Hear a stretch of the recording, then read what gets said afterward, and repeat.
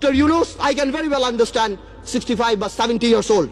But 80 বছরের রাষ্ট্রপতি যদি এত বড় বক্তব্য লিখতে পারে 75 বা 70 বছরের ডক্টর ইউনুস আমি মনে করি গ্রামীণ ব্যাংকের এমডি পদে ভালোভাবেই থাকতে পারত।